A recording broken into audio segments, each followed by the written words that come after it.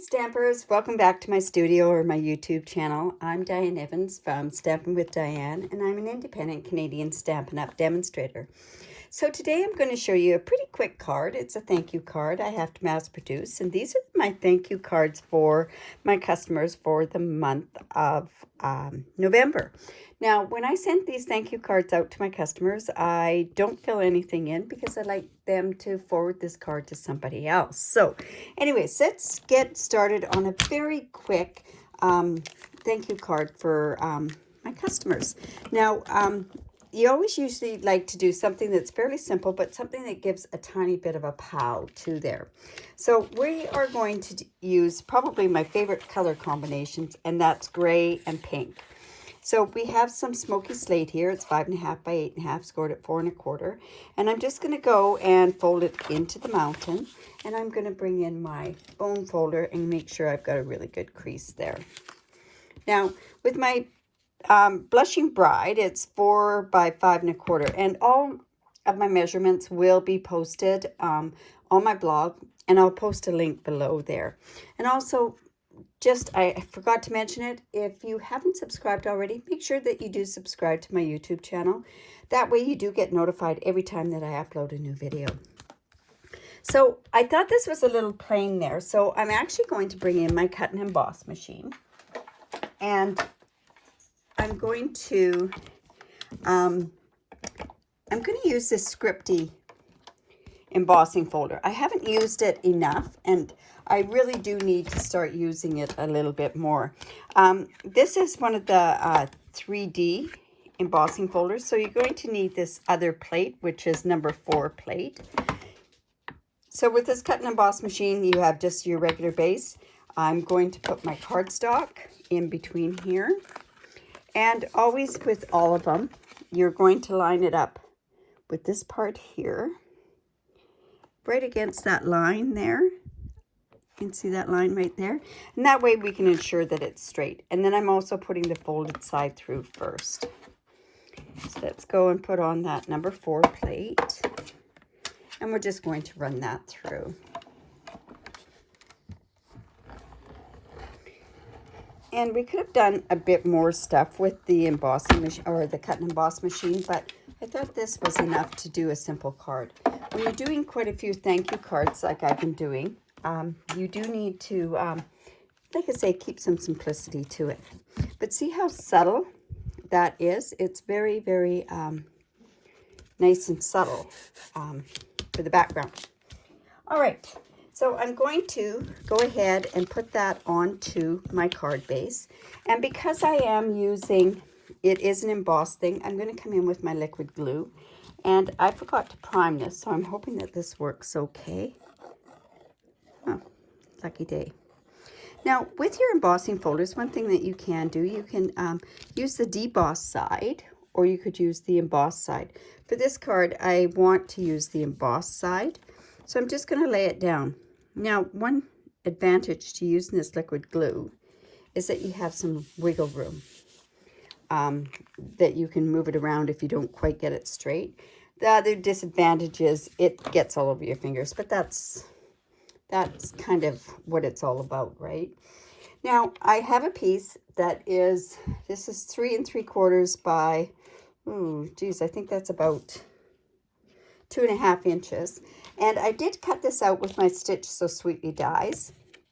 And I used the one right in the middle. So it was this one that I used there. And I'm going to place that off to the side there. But I am using my Fancy Phrases. This comes as a bundle with a really neat punch set. But I wanted to just have it without the bundle itself. So I am going to be coloring with my Stampin' Blends. So I'm going to just come in with my Memento ink. Whoops. Get that inked up. And the reason we use the Memento ink is because we are using alcohol markers. So we're just going to put that up there, about like that. Make sure that we let it soak into the paper there. There we go. And then we're going to let that dry just for a bit. And then I also have an inside piece, and there is a really, just a cute little thing here. So I'm just going to go stamp that down in the corner. Now, I don't know if I should do the right side or the left side. I tend to, if I stamp things on a certain corner, I go to the right side because that's the way that your eye goes. So I'm just going to put that down there in the corner, just to add so that we've got something on the inside of the card. Now I also have a piece, this is 1 inch by 4 inch, and this is basic gray. I mean, what looks nicer than gray on pink, right? And, you know, I didn't pop this up, but again, because we are doing it on embossing, I want to make sure that I just put it on here. I'm just going to put that down on here.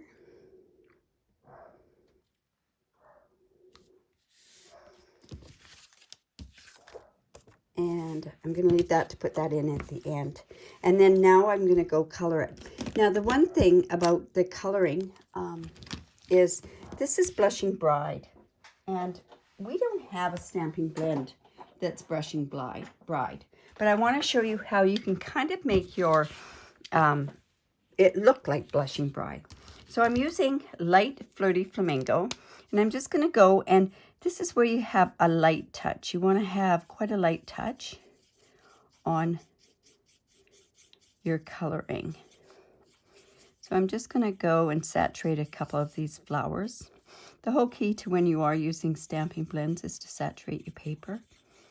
So you see how that, it's quite pink, and on here it looks quite pink.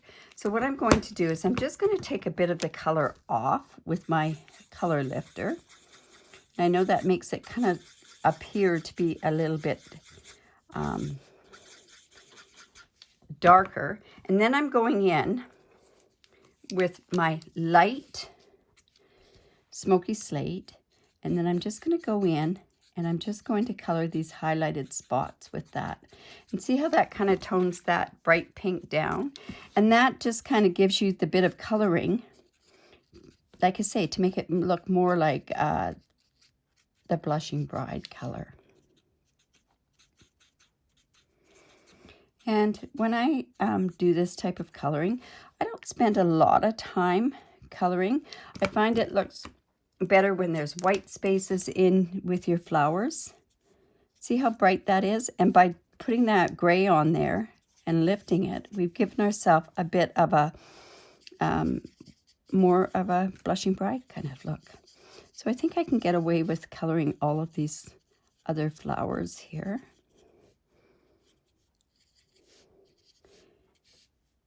And let's see, there's a bud there. And I think there's a bud over here. Let's see, what else have I got here?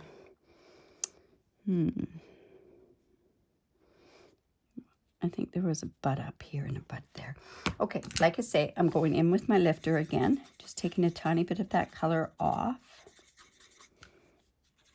on all of those. And here. I find coloring so therapeutic. Whoops. Now I'm going back in with that Smoky Slate, the light Smoky Slate, and I'm just giving the color on where Stampin' Up is actually on their stamp. They've given you the shading. This way you don't have to worry about where you need to shade your flower. Mind you, I do love doing that kind of coloring as well. In my coloring classes, I do show how to do that. Okay, and then we can just go in and give it a little bit more of a touch up there if we want. See how that's dark? It's made it kind of bright again, so I'm actually going to go take that color off. Okay, so now we've got it more like a Blushing Bride color. And then the green, what I'm doing with the green, and actually this is gray granite that I used.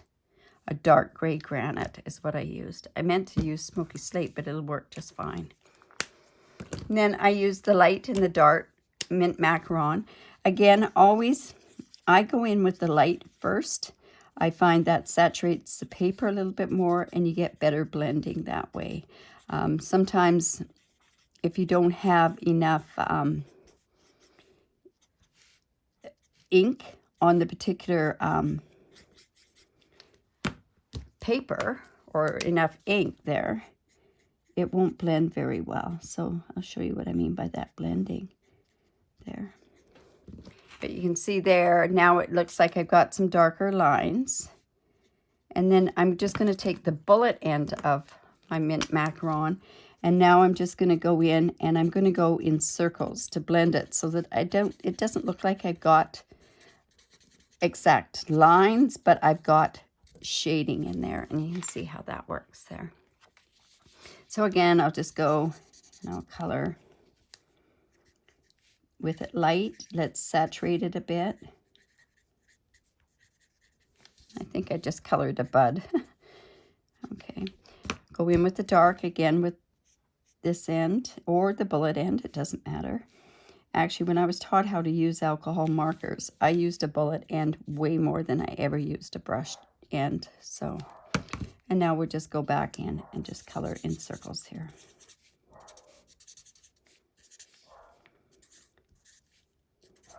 All right, then what I want to do is I want to go in again with my smoky slate, and I'm using the brush end and a very, very light hand. And I'm kind of just wanting to highlight this a little bit.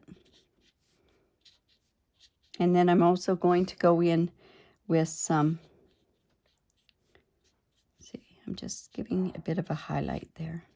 And I'm going to go in with my color lifter here.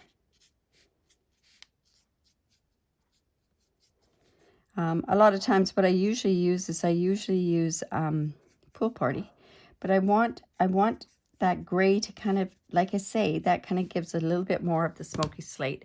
And then I'm going in with my color lifter, and I'm just going to color those parts in just to lift some of the stuff there. And like I say, sometimes this type of coloring is the best kind of coloring because it shows that it gives more of the artistic side to it.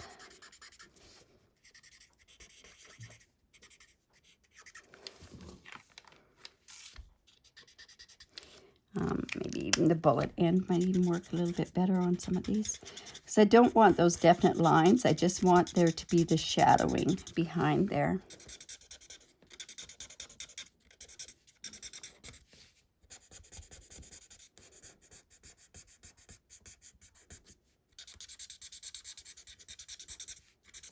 There. All right. So that, you can see what I've done there. This one's a little bit brighter. I like the duller color there. All right, so let's go pop that on with dimensionals.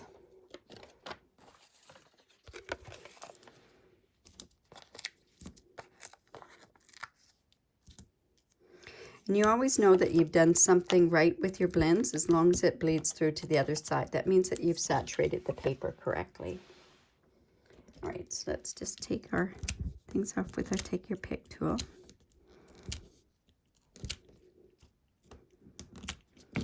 And I'm just going to put this up like here, right about there. I do have, and I've taken the word thank you out of this Free as a Bird, and I've put it onto just a strip. This is just actually the strip off of the ends. When I cut this cardstock, I cut my ends off first and then I cut it. So hopefully with this camera, I can see and get this straight. Oh, it needs to come down just a little bit. So let me just bring that down just a bit. That's better. Okay, and then I just came in with my snips and just cut. I think I went about like that. I'm just going to cut it there. I'm going to go in and put some more dimensionals on the back of that.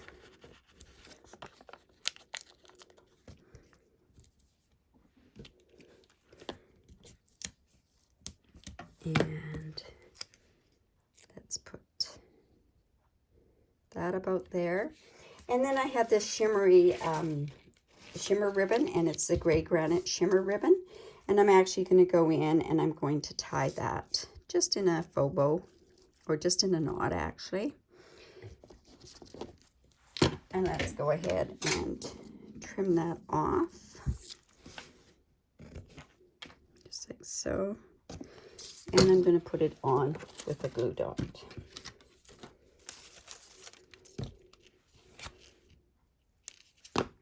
Like so. And we're just going to put that down in the corner. Now, I think what I could possibly even do is I could use some faceted gems or something on this card. I do think it does need something to just come in. I don't know if that's the right color. I don't believe it is. So I always keep mine just in a box here. All right, well, I don't have that for now.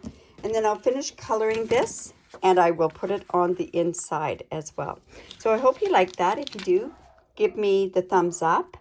Subscribe to my YouTube channel. And if you do live in Canada, I'd love to be your demonstrator.